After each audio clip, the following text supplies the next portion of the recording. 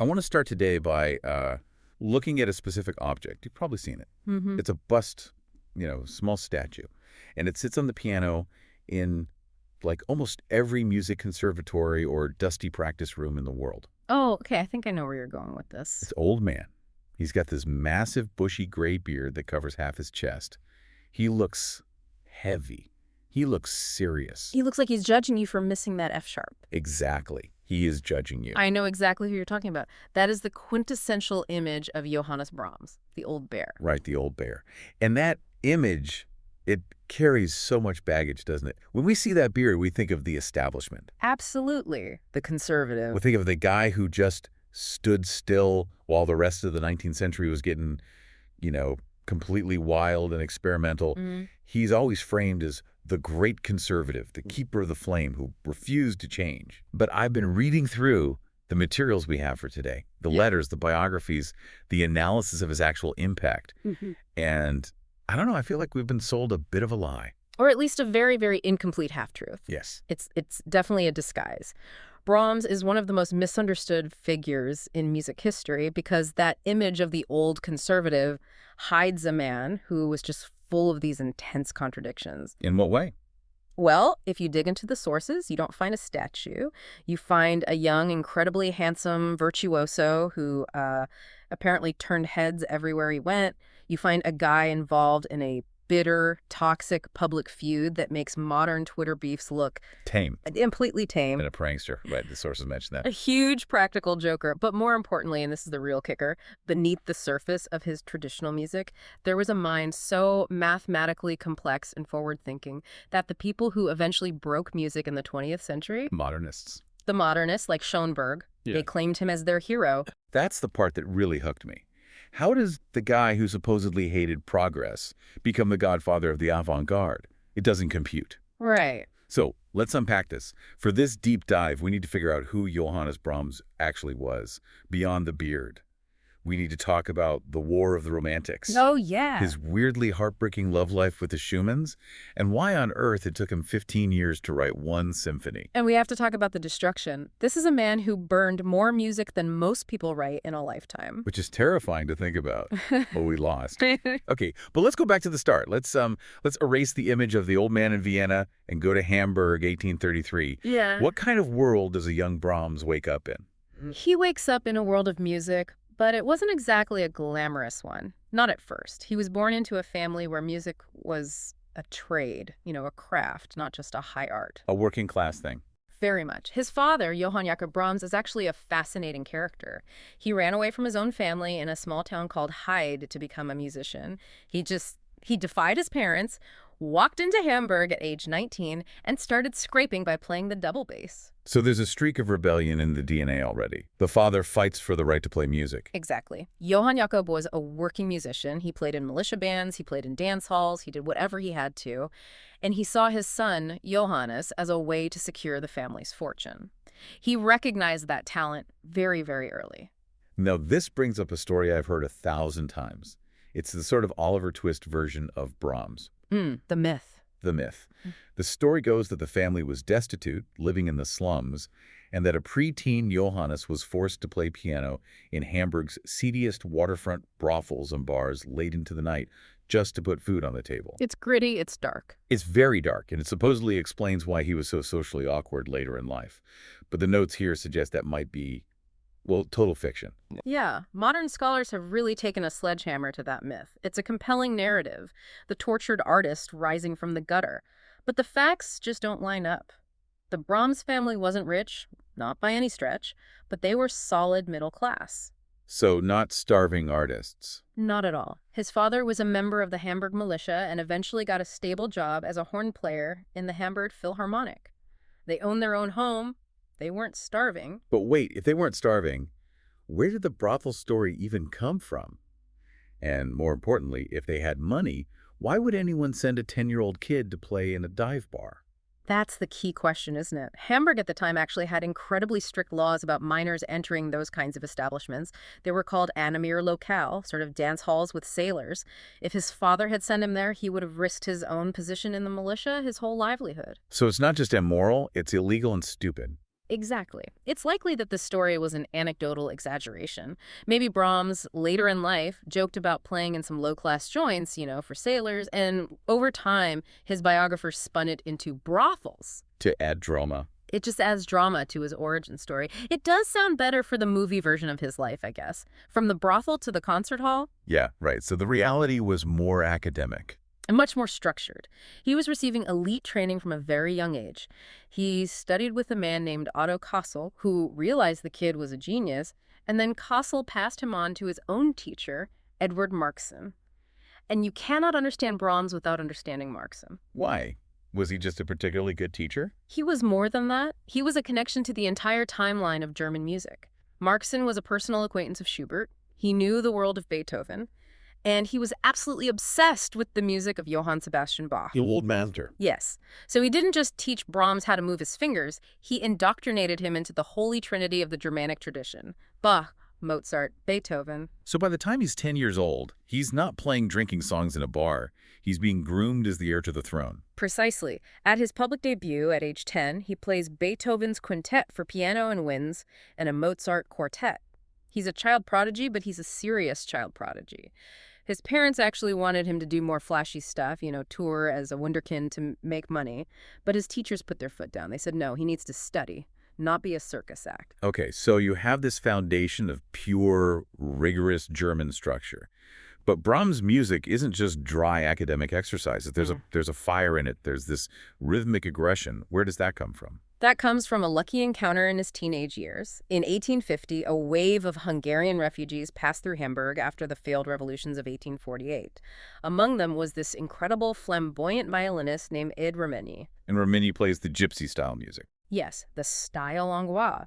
He introduces Brahms to the quartets, these wild improvisational folk tunes that speed up and slow down, that have these off-kilter rhythms. For a kid raised on strict Bach counterpoint, this was like throwing open a window in a stuffy room. It's the secret ingredient. It is. That influence never leaves him. It's the reason we have the Hungarian dances, which became his huge pop hits later on and made him a ton of money.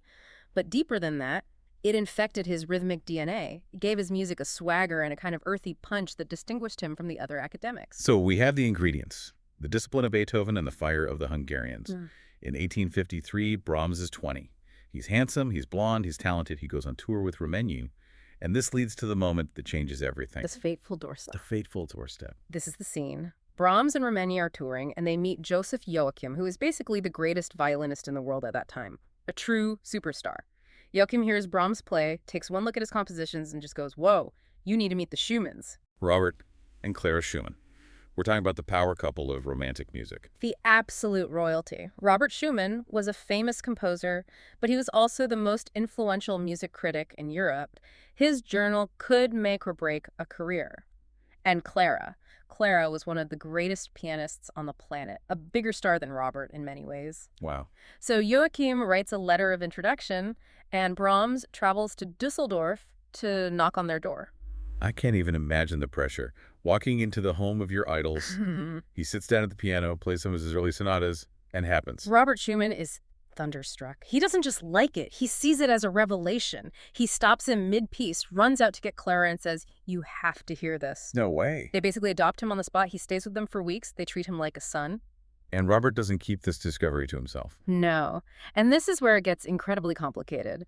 Robert hadn't written a critique in years, but he sits down and writes an article for his journal, the Neue Zeitschrift for Music, titled Neue Bahnen, New Paths. New paths. In this article, he tells the entire musical world that this unknown 20-year-old kid is the one. The one, like Neo in the Matrix. Basically, it's that level of hype.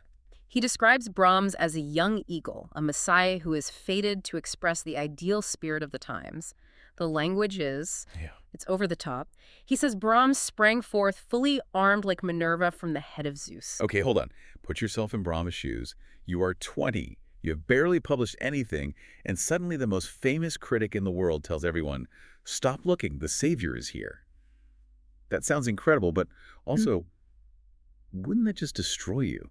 It almost did. It was a curse in disguise. Yeah. Brahms wrote to Robert afterwards, and you can just hear the panic in his voice. He said the praise aroused extraordinary expectations that he didn't know how to fulfill. It paralyzed him. Completely. It triggered this lifelong battle with crippling self-doubt and perfectionism. He felt like every single note he wrote from that day forward had to live up to this impossible prophecy. And the situation gets tragic really, really fast, doesn't it? Yeah. Because shortly after announcing the Messiah, Robert Schumann collapses. It's absolutely heartbreaking. Robert had battled mental illness for a long time, auditory hallucinations, deep depression. We now think it was likely tertiary syphilis, but of course it wasn't diagnosed as such then. Right. In 1854, just a few months after meeting Brahms, Robert throws himself into the Rhine River in a suicide attempt. Oh, my God. He's rescued by fishermen, but he asks to be taken to an asylum. He's institutionalized for the rest of his life. He dies there 2 years later. And Brahms, the young eagle, the chosen one, suddenly finds himself in a very, very different role. He drops everything. He moves into an apartment in Dusseldorf to help Clara. She has 7 children. She's pregnant with their 8th, and her husband is locked away where she can't even see him. He wasn't even 21 yet. No. And he becomes the de facto head of the household. He manages the finances, he teaches the kids, and he acts as the go-between, visiting Robert in the asylum, because, under the doctor's orders, Clara wasn't allowed to see him until the very end. This brings us to the elephant in the room. The relationship between Brahms and Clara Schumann. I feel like this is the most debated, most analyzed romance in music history. It really is. They were living together, essentially. He was in love with her, right? I mean, it seems obvious. Oh, deeply. We have the letters. He wrote to her, "I wish I could write to you as tenderly as I love you and do as many good things for you as you would like." He calls her, "my beloved Clara." The passion is just pouring off the page. But she was 14 years older than him, and she was his mentor's wife, his hero's wife. It was a tortured situation, an impossible triangle. He worshipped Robert. He was passionately in love with Clara. He was completely torn between loyalty and desire. But here is the plot twist that frustrates biographers to this day. Robert dies in 1856. Brahms and Clara are finally free. There is no legal or moral barrier anymore. And they don't get married. They don't. That makes no sense. Yeah. If you love her that much and the obstacle is gone, why retreat? Did she reject him? Did he get cold feet? What happened? All the evidence suggests it was Brahms who pulled back. Once the crisis was over, the reality of domestic life, of being a stepfather to 7 children, of being tied down, it seemed to terrify him. He valued his freedom and his art above everything else. He chose his work over love. It seems so. He wrote later in life that he couldn't bear the fetters of marriage, so they parted ways, romantically speaking, though they remained bandmates. They wrote to each other constantly until the day she died. He sent her every piece of music he wrote for her approval before he published it. Wow. It's almost like he needed that unrequited longing to fuel his music. If he had just settled down and been a happy husband, maybe we wouldn't have the Brahms we know. I think that's very likely true. That tension, that burning restraint you feel in his music, that's the signature of his sound, and it might have come directly from that relationship. So his personal life is a complete pressure cooker. Yeah. But his professional life is about to become a literal battlefield. We need to talk about the War of the Romantics. The Great Schism. Yeah, and I want to get the context right here because I feel like people today hear classical music and think it's all the same stuff. But in the mid-19th century, this was a massive, nasty fight. It was a total polarization. Think of it like a political divide today, or maybe like the Beatles versus the Rolling Stones debate, but with, way higher stakes and philosophical treatises. Okay, so who were the two sides? On one side, you had the new German school led by Franz Liszt and, most importantly, Richard Wagner. And what was their pitch? Why were they the cool ones, the radicals? They argued that the old form symphonies, sonatas, quartets were dead, obsolete. They believed Beethoven had exhausted them in his Ninth Symphony. The future, they claimed, was programmatic music. Meaning music that tells a specific story. Exactly. Music that paints a picture, music that fuses with poetry and drama, Liszt's symphonic poems, Wagner's music dramas. They were pushing harmony to the breaking point. To the young students, this was exciting. It was rebellious. It was the future. And on the other side? The traditionalists, the conservatives, led, philosophically at least, by Brahms, Joseph Joachim, and Clara Schumann. They believed in absolute music. Music for music's sake. Right. Music that doesn't need a story. Music that stands on its own internal logic and structure. They believed you could still say new and profound things within the forms that Beethoven and Mozart had perfected. So it's structure versus story. Old forms versus new forms. And Brahms, who was usually very private, decides to enter this fight publicly. And it is a complete disaster, a total PR nightmare. In 1860, Brahms and Joachim draft a manifesto. It's a public letter attacking the new German school. What did it say? It called Liszt's music miserable weeds that were growing in the garden of music. Miserable weeds. Wow, that's not subtle. Not at all. But here's the problem. The manifesto was leaked to the press before they had gotten enough signatures to make it look like a powerful consensus. It ended up with just 4 names on it. Oh, no. So it looked petty. It looked like a few jealous guys yelling at the popular kids. Ouch. How did the other side react? They destroyed them. They published a parody of the manifesto in their own journal, mocking Brahms as this backward-looking relic. It totally backfired and painted him into a corner as the anti-progress guy for years.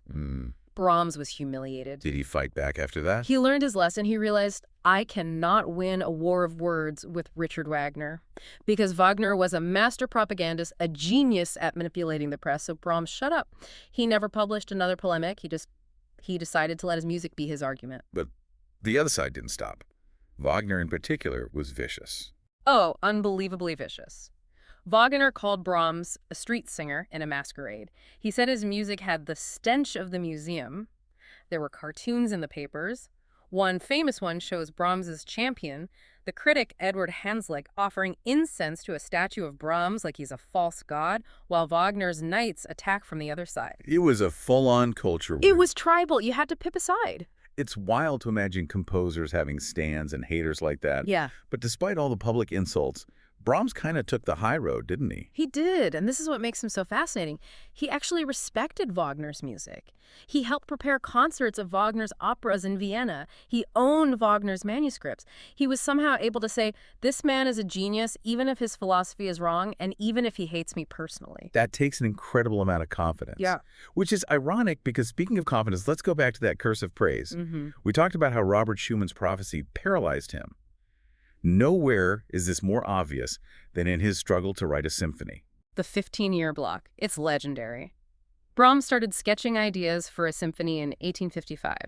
He didn't finish and premiere his first symphony until 1876. 15 years. Yeah. That's longer than the Beatles' entire career. Why? What took so long? It was the shadow of Beethoven. You have to understand, in the 19th century, the symphony was the genre. It was the heavyweight championship of composition, and Beethoven had set the bar so impossibly high with his Ninth Symphony that everyone was terrified to follow it. Right. Brahms famously said, "You have no idea what it is like to hear the footsteps of a giant thumping behind you." He felt like an imposter, like he couldn't measure up. He felt like he's being watched by the ghost of Beethoven. He was so terrified of mediocrity that he destroyed his own work relentlessly. He burned, by his own account, at least 20 string quartets. 20. That physically hurts me to hear. Yeah. Imagine what was in those pages. That's a lifetime's work for another composer. It shows his impossibly high standard. If it wasn't perfect, if it wasn't worthy of standing next to Beethoven, it didn't survive. But when he finally released the First Symphony in 1876, the dam broke. It was a masterpiece. And what was the reception? The conductor, Hans von Bülow, immediately called it Beethoven's 10th. It was the highest possible praise. Which brings up a funny moment. Critics immediately pointed out that the big hymn-like theme in the finale of Brahms' First sounds a lot like the Ode to Joy from Beethoven's Ninth. It's almost a direct quote. It's very, very similar. And Brahms' response is legendary. When someone pointed out to him, he just snapped, "Any dunce can see that." Laughs when I love that. He's not defensive at all. He's like, yeah, I did it on purpose. Deal with it. Exactly. He was saying, I am not hiding from Beethoven. I am standing on his shoulders. I am claiming my inheritance. And once that First Symphony was out, the psychological block was gone. The floodgates opened. And the masterpieces just poured out.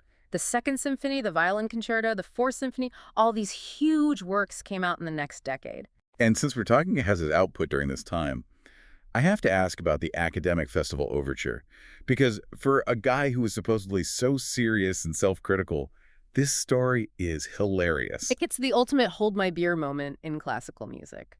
In 1880, the University of Breslau offered Brahms an honorary doctorate, a very prestigious thing. They expected him to write, a dignified musical thank you note. Something solemn. Something academic. Right. Instead, Brahms wrote the Academic Festival Overture. It starts seriously enough, but then it completely devolves into a medley of rowdy student drinking songs he remembered from his youth. You're kidding. No. The biggest, grandest climax of the piece is the song Gaudeamus Igitur, which is basically a song about drinking and enjoying life before you turn to dust. So he accepts an honorary degree by playing the faculty a medley of kegstand anthems. Yes. And he orchestrated it so brilliantly and with such joy that they couldn't even be mad. It's loud, it's boisterous, and it's basically Brahms winking at the establishment while being embraced by it. That perfectly leads into the next big contradiction. We have the prankster, we have the traditionalist. But let's look at the title of our deep dive again, the progressive traditionalist. This is the part that really changes how we listen to him. Years after Brahms died, Arnold Schoenberg, The boogeyman of modern music. the guy who invented atonal music, the scariest modernist of them all, he wrote an essay called Brahms the Progressive. Why on earth would Schoenberg, of all people, care about Brahms? This is the crucial reframing of his entire legacy. The War of the Romantics was about surface-level stuff stories versus forms, program music versus absolute music. But Schoenberg looked at the engine of Brahms's music. He looked at the internal wiring, and he realized that Brahms was doing something incredibly advanced called developing variation. Okay, developing variation. That sounds like a textbook term. Can you break that down for us? How is that different from what, say, Mozart did? Sure. Think of a pop song, or even Mozart aria. Usually, you have a melody, a tune. You play the melody. Then maybe you repeat it. Then you go to a chorus. Then you come back to the melody. It's sectional. It's like building a house with pre-made bricks. Here's a brick. Here's another brick. Got it. Verse, chorus, verse. Very clear blocks. Right.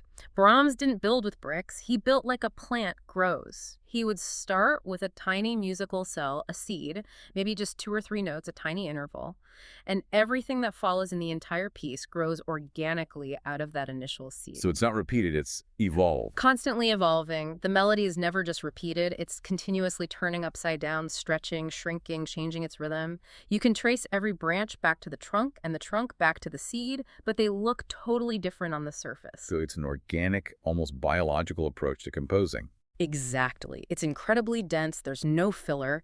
Every single note is related to the core DNA of the piece. Schoenberg loved this because he saw it as the path to the future music that was pure structure, total unity, where nothing was arbitrary. He saw Brahms not as the end of the old way, but the beginning of the new way. And it wasn't just the melody and harmony, right? I've heard that his rhythm was also way ahead of its time. Oh, miles ahead. We mentioned the Hungarian influence earlier. Brahms loved a rhythmic device called hemiola. Hemiola, I've heard the term, but what does it actually feel like when you're listening to it? It feels like a stumble, or like the music is tripping over itself. Imagine you're dancing a waltz. It's in 3, right? 1, 2, 3, 1, 2, 3. It's a steady triple meter. Okay. Suddenly, Brahms will shift the accent so it feels like 1, 2, 1, 2, 1, 2. He jams a 2 feel inside a 3 bar without changing the time signature. It creates this incredible rhythmic friction, like the floor is tilting underneath you for a second. It destabilizes the beat. Right. And he would layer these things. He'd have the violins playing in 3 while the cellos are playing in 2. It completely blurred the bar lines. Igor Stravinsky, the guy who wrote The Rite of Spring and changed rhythm forever, pointed to Brahms as a huge influence on modern rhythmic thinking. That is mind-blowing. The conservative Brahms paved the way for Stravinsky and Schoenberg. It really makes the whole War of the Romantics look silly in hindsight. They were fighting about the wrong things. They were. They were arguing about the paint color while Brahms was redesigning the engine. And there's one more layer to his progressiveness, and it actually comes from his obsession with the past. How does that work? Brahms was a serious music historian, a scholar. Yeah. He collected old manuscripts, Renaissance choral music, Baroque motets. He edited the works of Couperin and C.P.E. Bach for publication. He was a nerd for the old stuff. A total nerd. But he didn't just study it. He used those ancient techniques to make modern sounds. Take the finale of his Fourth Symphony. It's one of the greatest, most emotionally devastating pieces of music ever written. Yeah. And it's a Passacaglia. Which is a Baroque form from Bach's time. Yes. It's a set of 30 variations over a repeating 8-bar bass line. It was considered an archaic, dead form. Nobody wrote Passacaglias in the 1880s. It was like a modern filmmaker deciding to shoot a feature-length silent movie. But he made it work. He took that rigid, ancient mathematical structure and filled it with the most explosive, tragic, romantic emotion imaginable. He proved that looking backward was actually a way to move forward. That's a powerful idea. Innovation isn't always about destroying the past. Sometimes it's about remixing it. Exactly. He was the master of that. I want to shift gears to the man himself again. We've established he wasn't just a statue. But what was he like to hang out with? Because the stories seem to vary between sweetest guy ever and absolute jerk. He was both.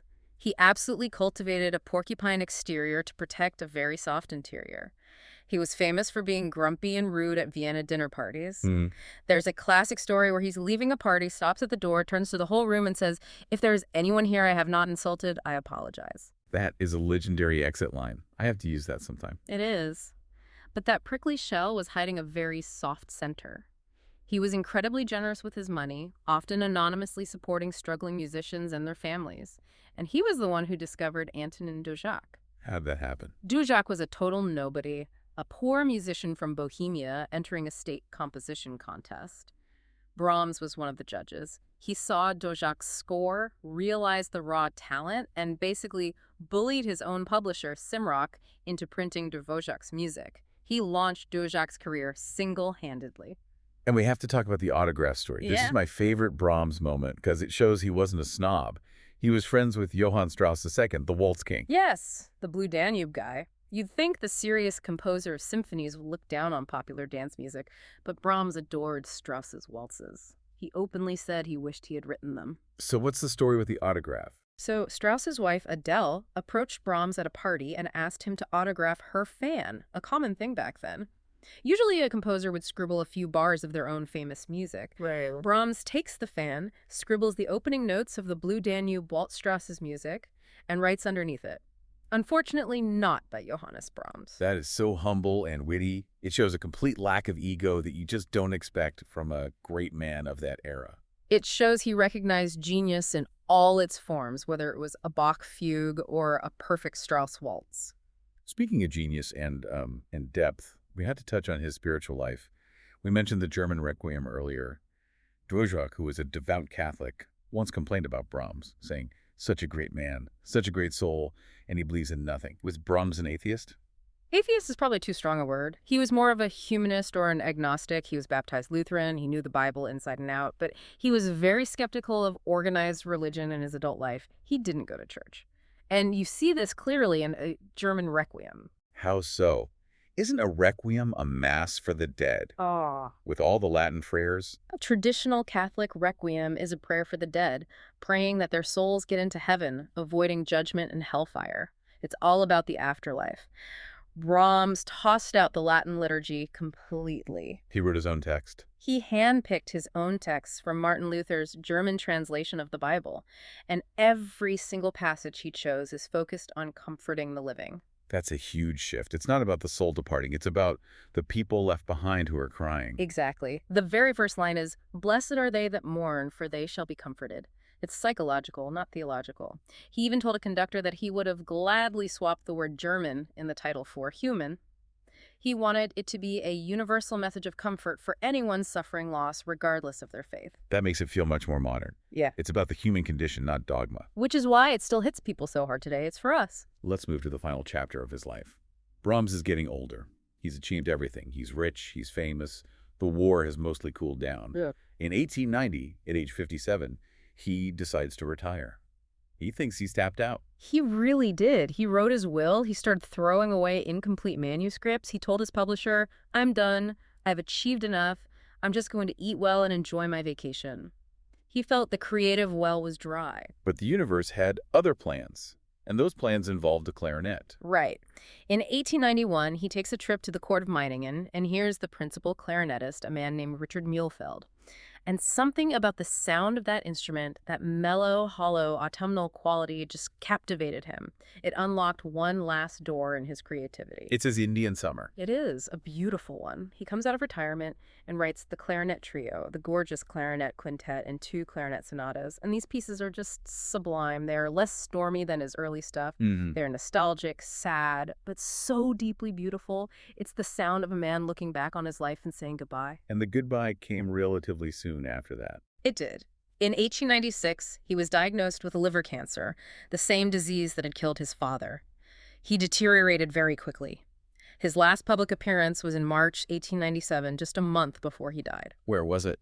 He went to the Musikverein in Vienna to hear a performance of his own Fourth Symphony. That must have been an incredibly emotional night. It was overwhelming. The audience knew he was dying. He was sitting up in the director's box, looking pale and frail. And after every single movement of the symphony, the entire audience erupted into applause, looking up at him. Tears were streaming down his face. It was the public telling him, "We understand. We love you. Thank you." Wow, that gives me chills. What a way to go. He died on April 3rd, 1897. He was buried in the Vienna Central Cemetery, right near Beethoven and Schubert. He finally took his place physically among the giants he spent his whole life looking up to. And history cemented that place pretty quickly. The conductor Hans von Bülow coined that famous phrase, the three Bs. Bach, Beethoven, Brahms, the holy trinity of German music. It solidified him as the third pillar of that great lineage, the rightful heir. So as we wrap this up, let's try to summarize what we've learned. Brahms wasn't just the bearded statue on the piano. No, he was the bridge. He was the one who proved that you didn't have to burn down the library to write a new book. He showed that you could take the strict, ancient forms of the past, the counterpoint, the sonata, the passacaglia, and fill them with a modern, complex, emotional language. He paved the way for modernism not by breaking the rules, but by mastering them so completely that he exhausted their possibilities from the inside out. It brings me to a final provocative thought for you, for our listeners. We live in a world today that's defined by remix culture. We sample old songs, we reboot old movies, we archive everything. We often create by recontextualizing the past. In that sense, is Brahms actually the first true modern artist, a creator who built new worlds strictly by remixing the DNA of his musical ancestors? He didn't invent the forms, he evolved them into something new. That's a fascinating way to look at it. He was the ultimate synthesizer. He proved that the past is never really dead, if you know how to talk to it. If you want to hear that synthesis in action, I want everyone to go listen to the finale of the Fourth Symphony.